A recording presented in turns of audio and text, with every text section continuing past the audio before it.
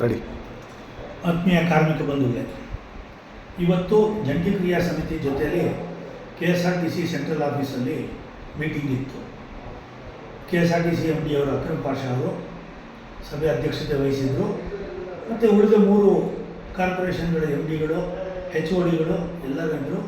ಜಂಟಿ ಕ್ರಿಯಾ ಸಮಿತಿಯಿಂದ ನಾವು ಎಲ್ಲ ಸಂಘಟನೆಗಳ ಪರವಾಗಿ ಭಾಗವಹಿಸಿದ್ವಿ. ಮೊದಲನೇದಾಗಿ ನಮ್ಮ ಫೆಡರೇಷನ್ನ ನೂತನ ಅಧ್ಯಕ್ಷರಾದ ಕಾಮ್ರೇಡ್ ಜ್ಯೋತಿಯವರು ಕೂಡ ಆ ಸಭೆಯಲ್ಲಿ ಭಾಗವಹಿಸಿದರು. ಮತ್ತು ಇವತ್ತು ನಾವು ಮ್ಯಾನೇಜ್ಮೆಂಟ್ ನಮಗೆ ಕಳೆದ ಮೀಟಿಂಗಲ್ಲಿ ತಿಳಿಸಿದ ಹಾಗೆ 4 ಸಾರಿಗೆ ನಿಗಮಗಳ ಹಣಕಾಸು ಪರಿಸ್ಥಿತಿಯ ಬಗ್ಗೆ ಬಹಳ ವಿವರವಾಗಿ ಸುಮಾರು 3/4 ಗಂಟೆ 1 ಗಂಟೆಗಳ ಕಾಲ ಒಂದು ಹಣಕಾಸಿನ ಪರಿಸ್ಥಿತಿಗಳ ಬಗ್ಗೆ ಪವರ್ ಪಾಯಿಂಟ್ ಪ್ರೆಸೆಂಟೇಷನ್ನ ಮಾಡಿ ನಮಗೂ ಸಹ ಆ ಮಾಹಿತಿಯ ಹಾರ್ಡ್ ಕಾಪಿಯನ್ನು ಹಂಚಿಕೊಂಡಿದ್ದಾರೆ.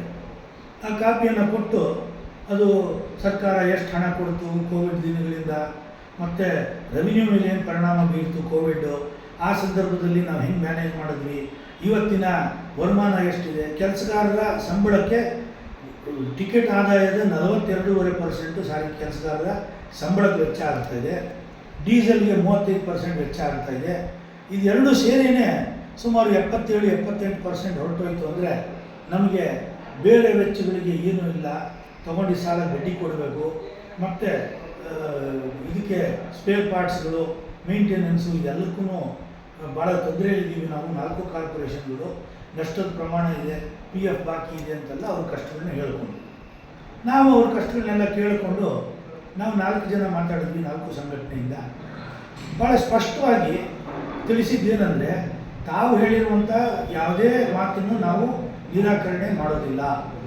ಆದರೆ ಸಾರಿಗೆ ನಿಗಮಗಳ ಆರ್ಥಿಕ ಪರಿಸ್ಥಿತಿ ಕೆಡೋದಕ್ಕೆ ಸಾರಿಗೆ ನೌಕರರು ಕಾರಣ ಅಲ್ಲ. ಇವತ್ತು ಕೆಲಸಗಾರರು 4-5 ವರ್ಷಗಳಲ್ಲಿ ಏನು ನೀವು ಇದು ಕಿಲೋಮೀಟರ್ ಆಪ್ರೇಷನ್ ಹೆಚ್ಚಾಗಿದೆ, ಮತ್ತು 40% ಸೇವೆ ಜಾಸ್ತಿ ಆಗಿದೆ, ಮತ್ತು ಟ್ರಿಪ್ಗಳು ಜಾಸ್ತಿ ಆಗಿದೆ, ಶೆಡ್ಯೂಲ್ ಜಾಸ್ತಿ ಮಾಡಿದ್ದೀರಿ, ಕೆಲಸಗಾರರ ಸಂಖ್ಯೆ ಅದೇ ಪ್ರಮಾಣದಲ್ಲಿ ಹೆಚ್ಚಳ ಮಾಡಿಲ್ಲ. ಹಾಗಾಗಿ ಇರೋ ಕೆಲಸಗಾರರ ಮೇಲೆ ಒತ್ತಡ ಬಿದ್ದಿದೆ. ಮತ್ತು ಕೆಲಸಗಾರರು ಈಗಾಗಲೇ 4 ಅವರ್ 5 ಅವರಷ್ಟಿಗೆ ಕೆಲಸ ಮಾಡಿದ್ರು 1-1.5 ಗಂಟೆ ಓವರ್ ಟೈಮ್ ಕೊಡ್ತಾರೆ. ಈ ರೀತಿಯಾಗಿ ಓವರ್ ಟೈಮಿಂದ ವಂಚಿತರಾಗಿದ್ದಾರೆ. ಫಾರಮ್ 4 ಸರಿ ಇಲ್ಲ, ಮತ್ತು ಇನ್ಸೆಂಟಿವ್ ಹಣ ಬರ್ತಾ ಇಲ್ಲ. ಮತ್ತು ಕೋವಿಡ್ ಸಂದರ್ಭದಲ್ಲೂ ಕೂಡ ಕೆಲಸಗಾರರು, ನೀವು ಸಂಸ್ಥೆದು ಕಷ್ಟ ಹೇಳಿದ್ರಿ, ಕೋವಿಡ್ ಮುಗಿದ ಮೇಲೂ ಕೂಡ ಜನರಿಗೊಂದು ಕಾನ್ಫಿಡೆನ್ಸ್ ಬರದೆ ನಮ್ಮ ಬಸ್ಗಳು ಬರ್ತಾನೆ ಇರಲಿಲ್ಲ, ಮತ್ತು ಜನಗಳಿಗೆ ಭಾಳ ವರಮಾನ ಭಾಳ ಕೆಳಗೆ ಬಿದ್ದೋಯ್ತು. ಆ ಟೈಮಲ್ಲಿ ಸರ್ಕಾರ ಹೆಲ್ಪ್ ಮಾಡಿದೆ, ಇಲ್ಲ ಅನ್ನಲ್ಲ. ಆದರೆ ಮಾಡಿರೋ ಪ್ರಮಾಣ ಸಾಲದು, ಇನ್ನೂ ಹೆಚ್ಚಿನ ಹೆಲ್ಪ್ ಕೊಡಬೇಕು. ನಮ್ಮ ಕೆಲಸಗಾರರು ಜೈಪುರ, ಕಾನ್ಪುರ, ರಾಂಚಿ ಮತ್ತು ಛತ್ತೀಸ್ಗಢ ಅಲ್ಲೆಲ್ಲ ಗಾಡಿನ 8-10 ದಿವಸ ಓಡಿಸಿ ವಲಸೆ ಕಾರ್ಮಿಕರನ್ನು ತಲುಪಿಸಿ ಮತ್ತೆ ಊರಿಗೆ ವಾಪಸ್ ಬಂದು 14 ದಿವಸ ಕ್ವಾರಂಟೈನಲ್ಲಿ ಇದ್ದು ಮತ್ತು ವಾರಗಟ್ಟಲೆ ಫ್ಯಾಮಿಲಿ ಮುಖ ನೋಡಿದಾಗ ಡ್ಯೂಟಿ ಮಾಡಿದ್ದಾರೆ. ಮತ್ತು ಅವರನ್ನು ಒಂದು ಗೌರವನೂ ಕೊಡಲಿಲ್ಲ, ಫ್ರಂಟ್ಲೈನ್ ವರ್ಕರ್ಸ್ ಅಂತೇಳಿ. ಆ ಟೈಮಲ್ಲಿ ಸುಮಾರು 600 ಜನ ತೀರ್ಕೊಂಡಿದ್ದಾರೆ. ಅವರಿಗೆ ಕೊಡಬೇಕಾದಂಥ ಪರಿಹಾರನೂ ಕೊಡಲಿಲ್ಲ. ಆ ಕುಟುಂಬಗಳಿಗೆ ನೀವು ಈ ಅರಿಯರ್ಸನ್ನು 12 ತಿಂಗಳು ಕೊಡಲ್ಲ ಅಂತ ಹೇಳೋದು ನ್ಯಾಯ ಅಲ್ಲ.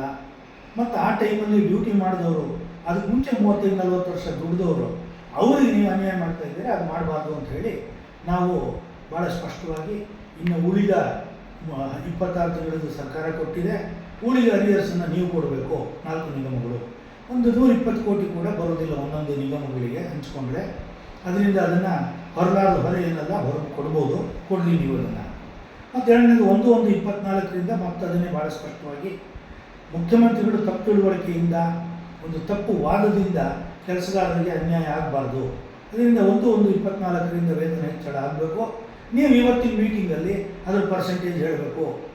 ಆಗಸ್ಟ್ 5ನೇ ತಾರೀಕು ನೀವೇನು ಸ್ಟ್ರೈಕ್ ಮಾಡಿದ್ರು ಅಂಥೇಳಿ 23 ರೆಗ್ಯುಲೇಷನ್ಗಳು ನೀವು ಚಾರ್ಜ್ ಶೀಟ್ ಕೊಟ್ಟಿದ್ದೀರಿ, ಅದನ್ನು ರದ್ದುಪಡಿಸಿ ಕೂಡಲೇ ಆದೇಶ ಮಾಡಬೇಕು. ಮತ್ತು ನೀವು 1 ತಿಂಗಳು 2 ತಿಂಗಳು ಮೀಟಿಂಗ್ನ ಡಿಲೇ ಮಾಡಿದ್ರೆ ಜನ ಹತಾಶರಾಗ್ತಾ ಇದ್ದಾರೆ, ಫ್ರಸ್ಟ್ರೇಟ್ ಆಗಿ ನಮ್ಮ ಮೇಲೆ ಒತ್ತಡ ತರ್ತಾರೆ. ನೀವು 19ನೇ ತಾರೀಕು ನೀವು ಸ್ಟ್ರೈಕ್ ವಾಪಸ್ ತಗೋಬಾರ್ದಾಗಿತ್ತು, ಸ್ಟ್ರೈಕ್ ಕರೆ ಕೊಡಬೇಕಾಗಿತ್ತು. ಈ ಮ್ಯಾನೇಜ್ಮೆಂಟು ಸರ್ಕಾರ ಸ್ಟ್ರೈಕ್ ಮಾಡಿದರೆ ನಮ್ಮ ಬೇಡಿಕೆ ಈಡೇರಿಸಲ್ಲ ಅಂತೆಲ್ಲ ನಮ್ಮ ಮೇಲೆ ಒತ್ತಡ ತರ್ತಾ ಇದ್ದಾರೆ. ಇದನ್ನೆಲ್ಲ ನೀವು ಗಮನದಲ್ಲಿ ಇಟ್ಕೋಬೇಕು. ಇವತ್ತು ತಾವು ಪರ್ಸೆಂಟೇಜ್ ಘೋಷಣೆ ಮಾಡಬೇಕು. ಇವತ್ತು ತಾವು ಇದನ್ನು ಏನು ಚಾರ್ಜ್ ಶೀಟ್ ಆದೇಶನ ರದ್ದು ಮಾಡಬೇಕು ಅಥವಾ ಇಮಿಡಿಯೇಟ್ಲಿ ಘೋಷಣೆ ಮಾಡಬೇಕು ಅಂತೆಲ್ಲ ನಾವು ಹೇಳಿದ್ವಿ. ಅದನ್ನು ಅವರು ಮ್ಯಾನೇಜ್ಮೆಂಟು ಪುರಸ್ಕರಿಸಿ ಹಣಕಾಸು ಪರಿಸ್ಥಿತಿ ಹಿನ್ನೆಲೆಯಲ್ಲಿ ನಾವು ಮೊದಲನೇ ಆಫರ್, ಇದು ಅಂತಿಮ ಆಫರ್ ಅಲ್ಲ, ನೆಕ್ಸ್ಟ್ ಮೀಟಿಂಗಲ್ಲಿ ಎಲ್ಲನೂ ಇತ್ಯರ್ಥ ಮಾಡೋಣ ಅನ್ನುವಂಥ ಭರವಸೆಯನ್ನು ಕೊಟ್ಟಿದ್ದಾರೆ. ಮತ್ತು ನಾವು BMTC ಅವರು ಭಾಳ ಕಷ್ಟದಲ್ಲಿದ್ದೀವಿ. ನಾವು 1% ಹೆಚ್ಚಳ ಅಂತಂದರೆ 4 ಕಾರ್ಪೊರೇಷನ್ಗಳು 20 ಕೋಟಿ ಪ್ರತಿ ತಿಂಗಳು ಹೊರೆ ಆಗುತ್ತೆ. ಇವತ್ತಿರೋ ಪರಿಸ್ಥಿತಿಯಲ್ಲಿ ನಾವು ಅದನ್ನು ಮಾಡೋಕ್ಕಾಗಲ್ಲ. ಡೀಸೆಲ್ ಬೇರೆ ಸದ್ಯದಲ್ಲೇ 22 ರೂಪಾಯಿ ಹೆಚ್ಚಳ ಮಾಡೋದಲ್ಲಿದೆ ಕೇಂದ್ರ ಸರ್ಕಾರ, ಅದ್ರ ಹೊರೆಯನ್ನು ನಾವು ತಗೋಬೇಕು ಅಂತೆಲ್ಲ ಹೇಳಿದ್ದಾರೆ. ಸೊ ನಾವು ಭಾಳ ಸ್ಪಷ್ಟವಾಗಿ ಅದನ್ನು ಯಾವುದನ್ನು ಒಪ್ಪಿಲ್ಲ. ಆವಾದಗಳನ್ನ ನಮ್ಮ ಬೇಡಿಕೆಗೆ ನಾವು ಬಲವಾಗಿ ನಿಂತಿದ್ದೀವಿ. 38 ತಿಂಗಳ ಅರಿಯರ್ಸು, ಒಂದು 24ರಿಂದ 4 ವರ್ಷದ ಅಗ್ರಿಮೆಂಟು, ಚಾರ್ಜ್ ಶೀಟು ವಾಪಸ್ ಆಗಬೇಕು, ಇದೆಲ್ಲ ನಾವು ಮಾಡಿದ್ವಿ. ಅದಕ್ಕೆ ಮ್ಯಾನೇಜ್ಮೆಂಟು BMTC ಅವರು 3% ನಾವು ಕೊಡ್ತೀವಿ ಫಸ್ಟ್ ಆಫರ್ ಅವರು, ಉಳಿದ 3 ಕಾರ್ಪೊರೇಷನ್ಗಳು 5% ಘೋಷಣೆ ಮಾಡಿದ್ದಾರೆ. ನಾವು ಈ ಹಂತದಲ್ಲಿ ತಮ್ಮಲ್ಲಿ ವಿನಂತಿ ಮಾಡಿಕೊಳ್ಳುವಂಥದ್ದು, ಇದನ್ನು ಉಪಯೋಗ ಮಾಡಿಕೊಂಡು ಕೆಲವರು ಜನಗಳನ್ನ ಪ್ರಚೋದನೆ ಮಾಡಿ ಜನಗಳನ್ನ ಏನು ಆಗೋದೇ ಇಲ್ಲ 10% ಕೊಟ್ಟರೆ ಹೆಚ್ಚು ಅಂತೆಲ್ಲ ಮಾತಾಡ್ತಾ ಇದ್ದಾರೆ. ಅದಕ್ಕೆ ಆ ರೀತಿಯಾದ ಅವರು ತಮ್ಮ ಬೇಳೆಕಾಳು ಬೇಯಿಸ್ಕೊಳ್ಳೋಕ್ಕೆ ತಮ್ಮ ಬೇಡಿಕೆಗಳ ಬಗ್ಗೆ ಇದುವರೆಗೂ ಚರ್ಚೆ ಆಗಿಲ್ಲ. ಅದು ಒಕ್ಕೂಟದ ಡಿಮಾಂಡ್ ಬಗ್ಗೆ ಕಳೆದ 9 ಸಭೆಗಳಲ್ಲಿ ಒಂದೇ ಒಂದು ಸಭೆಯಲ್ಲೂ, ಅದು ಮುಖ್ಯಮಂತ್ರಿಗಳ ಮಟ್ಟದಲ್ಲಿರ್ಬೋದು, MD ಮಟ್ಟದಲ್ಲಿರ್ಬೋದು, ಸಚಿವರ ಮಟ್ಟದಲ್ಲಿರ್ಬೋದು, ಯಾವ ಮಟ್ಟದಲ್ಲೂ ಒಕ್ಕೂಟದ ಬೇಡಿಕೆಗಳ ಬಗ್ಗೆ ಚರ್ಚೆ ಆಗಿಲ್ಲ. ಜಂಟಿ ಕ್ರಿಯಾ ಸಮಿತಿಯ ಡಿಮಾಂಡ್ ಮೇಲೇ ಚರ್ಚೆ ಆಗ್ತಾ ಇರೋದು. ಇದನ್ನು ಡಿಸ್ಟಾರ್ಟ್ ಮಾಡಿ ಅವರೇನೋ ಚಿತ್ರದುರ್ಗದಿಂದ ಪಾದಯಾತ್ರೆ ಮಾಡಿಬಿಡ್ತೀನಿ ಅಂತ ಹೊರಟಿದ್ದಾರೆ.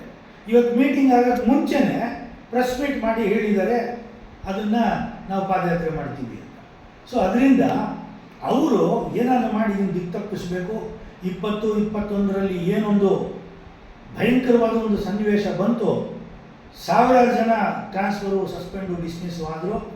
ಅದನ್ನು ಅದೇ ಪರಿಸ್ಥಿತಿನ ತಗೊಂಡ್ಬಂದು ಮತ್ತೆ ಇದನ್ನು ಹಳ್ಳ ಹಿಡಿಸ್ಬೇಕು ಅಂತ ಹೊರಟಿದ್ದಾರೆ. ತಾವಂಥ ಕುತಂತ್ರಗಳಿಗೆ ಬಲಿಯಾಗಬೇಡ್ರಿ. 1271.92 ಕೋಟಿ ರೂಪಾಯಿ ಸರ್ಕಾರ ಏನು ಬಿಡುಗಡೆ ಮಾಡಿದೆ, ಅದನ್ನು ಕೊನೆಯ ಹಂತದಲ್ಲಿದೆ. ಫೈನಾನ್ಸ್ ಡಿಪಾರ್ಟ್ಮೆಂಟಲ್ಲಿ ಮಾತಾಡಿದ್ದಾರೆ, ಸಚಿವರು ಕೂಡ CM ಹತ್ರ ಮಾತನಾಡಿದ್ದಾರೆ. ಆದಷ್ಟು ಬೇಗ ಅದನ್ನು ಕೆಲಸಗಾರರಿಗೆ ನಾವು ಪೇ ಮಾಡಿಬಿಡ್ತೀವಿ ಅಂತ ಹೇಳಿ MD ಅವರು ಇವತ್ತು ಅಫಿಷಿಯಲ್ ಮೀಟಿಂಗಲ್ಲಿ ಭರವಸೆ ಕೊಟ್ಟಿದ್ದಾರೆ. ಅದರಿಂದ ಇದು ಸಕಾರಾತ್ಮಕವಾಗಿ ಹೋಗ್ತಾ ಇದೆ. ಮತ್ತು ನಾವು ಕೂಡ ರಾಮಲಿಂಗಾರೆಡ್ಡಿಯವ್ರನ್ನ ಭೇಟಿ ಮಾಡಿ ನಾವು ಅವ್ರ ಜೊತೆಯಲ್ಲಿ ಚರ್ಚೆ ಮಾಡಿ ಇದನ್ನು ಆದಷ್ಟು ಬೇಗ ಇತ್ಯರ್ಥಪಡಿಸೋದಕ್ಕೆ ಜಂಟಿ ಕ್ರಿಯಾ ಸಮಿತಿ ಶ್ರಮಿಸ್ತಾ ಇದೆ. ಅದರಿಂದ ತಾವು ದಿಕ್ಕು ತಪ್ಪಿಸುವ ಮತ್ತು ಹತಾಶ ಮನಸ್ಸಿನ ವ್ಯಕ್ತಿಗಳ ಅಪಪ್ರಚಾರಕ್ಕೆ ಮರಳಾಗದೆ ತಾವು ದಾರಿ ತಪ್ಪಬಾರದು, ಜಂಟಿ ಕ್ರಿಯಾ ಸಮಿತಿ ಜೊತೆಯಲ್ಲಿ ತಾಳ್ಮೆಯಿಂದ ಸಹಕರಿಸಬೇಕು ಅಂತ ಹೇಳಿ ತಮ್ಮಲ್ಲಿ ವಿನಂತಿ ಮಾಡಿಕೊಂಡು ನನ್ನ ಮಾತುಗಳಿಗೆ ವಿರಾಮ ಹೇಳ್ತೀನಿ. ನಮಸ್ಕಾರ.